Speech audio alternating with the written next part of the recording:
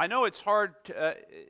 Most of you weren't born before I came to St. James 27 years ago, almost 27 years ago.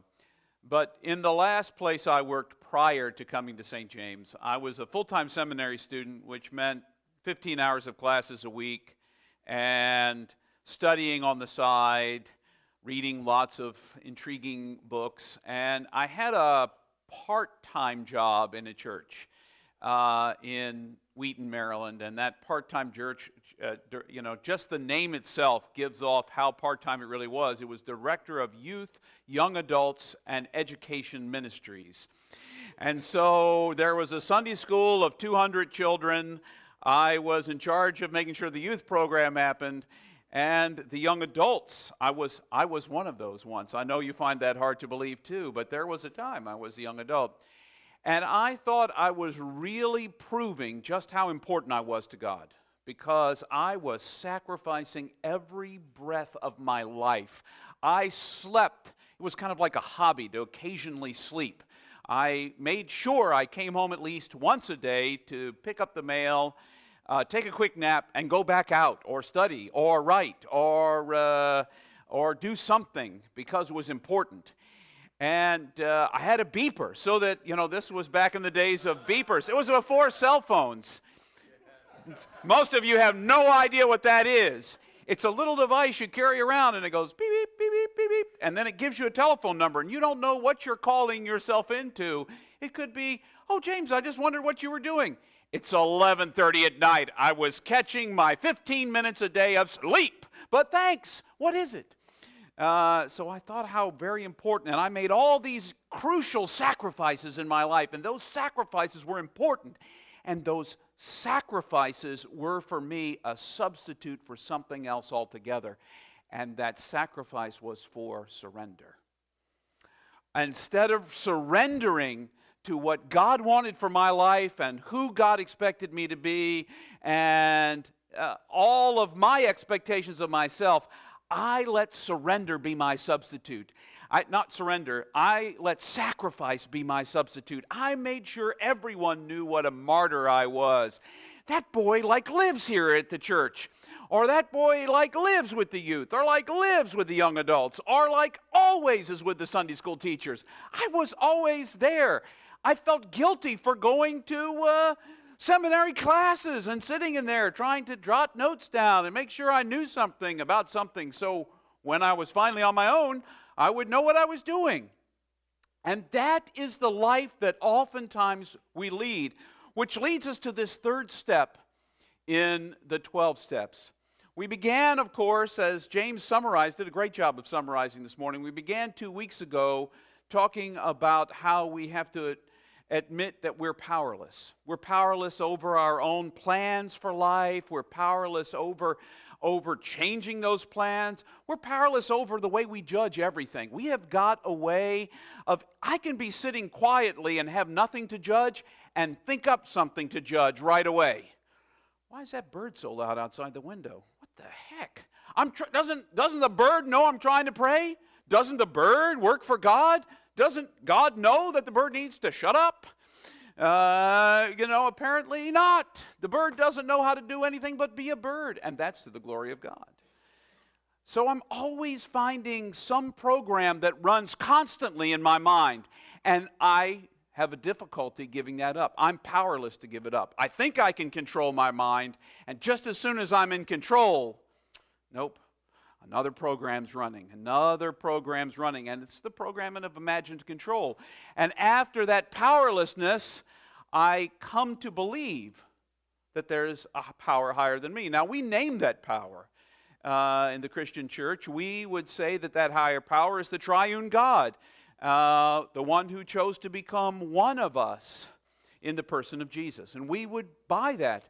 But just believing it is not enough. For a long time, we made it sound like that's what Christian faith was all about. Just believe something.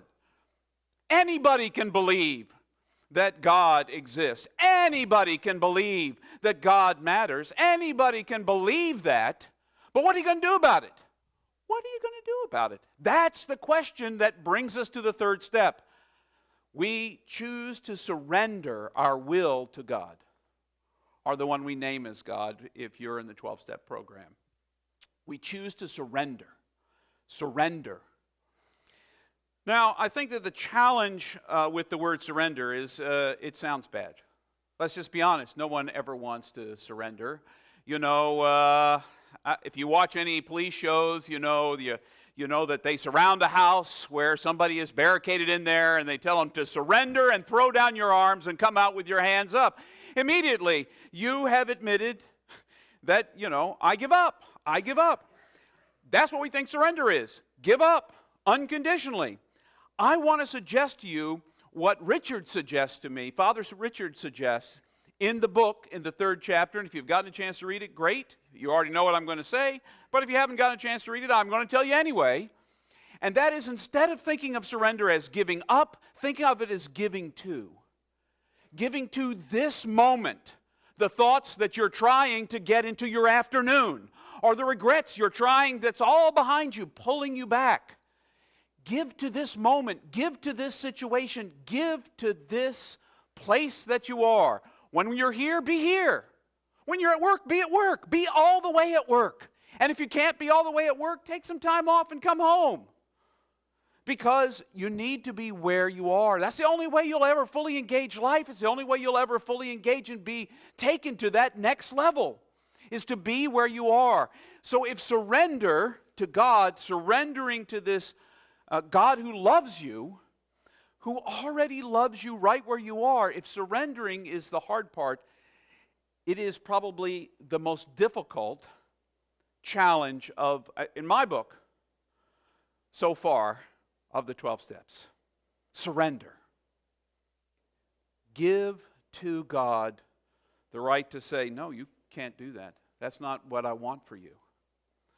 Now see, what the Bible passage I want to read to you today, and I really like, intriguingly enough, this is a Bible given to me by my friend Michael years and years ago after he came back from England, the Revised English Bible. And I really liked this translation because I think it captures the piece perhaps best. Jesus has been talking to his disciples, who do you say that I am? And, who does everybody else say that I am? And so they've already kind of come to believe Jesus is perhaps, the Son of God, the Messiah, the one who came for us. So they've already admitted that. Peter's had a little backsliding moment when when Jesus says, and so I've got, Son of Man's got to give up his life and die. And Peter says, no way, I won't let that happen. And then, get behind me. And then Jesus comes on to teach a little bit more about what discipleship looks like. And here's what he says. Jesus said to his disciples, if anyone wishes to be a follower of mine, he must leave self behind. He must take up his cross and come with me. Whoever cares for his own safety is lost. But if a man will let himself be lost for my sake, he will find his true self. His true self. What will a man gain by winning the whole world at the cost of his true self? I think that that's probably in many ways, we always imagine that we can't follow that because in all the other translations I've read, it talks about life. And so you imagine you're going to have to go hang on the cross yourself. But I think even tougher than hanging on the cross yourself is giving up your own program for what your life is supposed to look like. This is the way mine is supposed to look. This is how much money I'm supposed to make. This is how successful I'm supposed to be. This is how big my church is supposed to be. How many people are supposed to come. How much salary I'm supposed to make. How many people come to me for my deep wisdom about the world and God and all of that kind of stuff. That's my program for life. It's not God's program for my life, but maybe it's mine. I want to make my parents proud, and they are. I want to make you proud. I want my children to be proud of me. I want all of this kind of stuff, and in the end, that is not what God wants. It may be. But my program is not what God has for me. God has God's own program for me. And the only way I'm going to get on that program is to give up my false expectations of myself. The person I imagine I'm supposed to be. Because since I was a child, I had this imagined belief, Mom still feels guilty every time I talk to her. She's like, I know I said that to you when you were like in 4th grade. To whom much is given, much is expected. But I just, and so ever since then, it's like, you've got to constantly be doing something. You've got to constantly be making a difference. Every sermon has got to be perfect. It's got to change everyone's life. People got to walk out like floating on clouds. You should be levitating by now. Come on, you should be levitating. But you're not. You're not. You don't need me to be entertaining, although that's nice sometimes. You need me to be me. You need me to be real. And you need me to be the me, not that I think you want me to be, but the me that God made me to be. And what I need from you, what God needs from you, what everyone who encounters you needs from you, is for you to be the you God made you to be. Not the you think you should be, not the you that society tells you should be, but the you God made you to be. Deep inside of you, there is truly a true self. Now, over a lifetime, over being wounded and disappointed and sad and broken and all those kinds of things, over a lifetime, we build up these unconscious filters that become the way we deal with each other. Somebody let me down, so I'm not trusting you. Oh, I'll pretend to trust you. But really, I know I'm not really trusting you. It's my stealth haze. No one knows that I don't really trust you because I say I do. But if I can get past that and realize that that's just an operating system that's bad, and that if I really come to trust God and put my life in God's hands, which means that word, surrender. I surrender my will and my life to God. Then we get somewhere. Then suddenly, when I get up on Sunday morning, now see, this is part of my challenging program. I could tell you every week that I go home and I rethink the sermon from beginning to end. And it goes on all afternoon. And sometimes it goes on until Monday. And what happens on Monday is sometimes, I do this really crack-headed thing, totally crack-headed, I pull up the video of my sermon from today. And I watch it. And then I know just how bad it is. It's like, oh my gosh, no one will come to church next week. There is no possibility. How could I say something like crackhead over and over again in the same sermon? Well, because I can. And that's what comes out of me. I do my best every Sunday to do something for you that I wish I had been doing all my life, and that is I try to be who I am. I try to share with you what I learned about reading the text this week and what I bring from a lifetime of experience, whatever those 56 years mean, and what I bring from not just knowing about God, because I really wanted, I spent most of my life, I've told you this before, thinking the more I knew about God, the better I would be. And I know a fair amount about God and about this book. And even more of this book, because this is just the New Testament. There's another one over there, that's the Old Testament. I know them both. I know some of the original languages. I can read them to you in the original languages. Isn't that impressive? Aren't you really deeply impressed? Ooh, let's just touch him.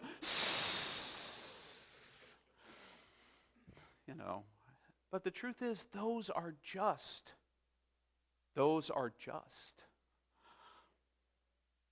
dances we do, thinking we have to be something other than who God made us to be.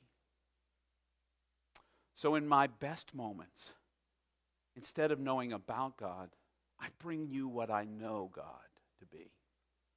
Because I know God. Know Him, not just know about Him, I know Him. And you can too. You don't have to rely on me knowing God just so you can, it's like, every week we got to go stand near Him because He knows God. You can know God too. And I'll tell you, standing near me, I'm not sure how much you'll really know about God. But if you actually surrender and let yourself be who you are, the beautiful person you were made to be. There's not a single one of you in this room that wasn't made to be something beautiful, someone beautiful. Because every one of you made in the image of God. And if you're not in the room, even if you're online, same thing for you. And even if you're watching this recorded sometime later this week or next year, because it'll be online forever. Oh, gosh. Someday someone will watch one of these sermons 30 years from now. I won't even remember what I said. Heck, I probably won't even remember who I am 30 years from now. But we'll see. I'm hoping. 86, we'll see. God will still remember who I am. That's key. But you need to know how beautiful you are. That the self God made you to be is not something to hide. It's a gift. And it's the only gift, the only real gift you've got to give humanity, this world in which we live. You can think that the gift you've got to give is what everybody else tells you you should give. Your amazing intellectual prowess, your exceptional physical abilities, your strength, your wisdom. All those things are cool. But what would make the world better is if we were who God made us to be. If we let that true self shine through. And I think that's what this captures, this surrender piece. Let me say it to you, read it to you again. Jesus said to his disciples, if anyone wishes to be a follower of mine, he must leave self behind. Now, he's not talking about the true self. You must leave that false imagined self, the one that everybody tells you you're supposed to be. You know, the successful, charming, amazing one. You know, the one that I am. But you don't have to be me. You can be you. Leave that self behind. That person must take up the cross and come with me. And lest we get weighed down by the fact we're going to be walking down a long street with a heavy cross hanging on our shoulder, waiting to be nailed to it. It's a different kind of nailing for us. Some of us are going to be really nailed to crosses someday, maybe. Maybe we'll be asked to sacrifice our lives, really. But the truth is, here's what it really looks like. Whoever cares for his own safety is lost. But if a person lets themselves be lost for my sake, then they will find their true self. The true self I made them to be. What will it profit a person to win the whole world at the cost of the true self? Who cares how much you own? Who cares if you're not in Fortune 500, if you're not one of the top 10 richest people in the world? You know, I read an article this morning. I don't really care. But the richest person in the world actually gives away Jeff Bezos, gives away 9/100ths% of what he makes. 9/100ths of what he makes. So that's really, I don't even know how small that is, but it's small. It's really tiny. You know, some of the stingier people in the world, I mean, they talked about some of the richest people who give away the most. You know, Bill and Melinda Gates. $96 billion, they're worth $96 billion. They've given away $36 billion. So that's a third. They're the most generous of the wealthiest people in the world. So, we should aspire to be like that, I guess. I don't know. But the truth is, you only have something really unique to give away, and that's yourself. It's not about being rich. It's not about being charming. It's not about being handsome, even though I've got all those things going for me already.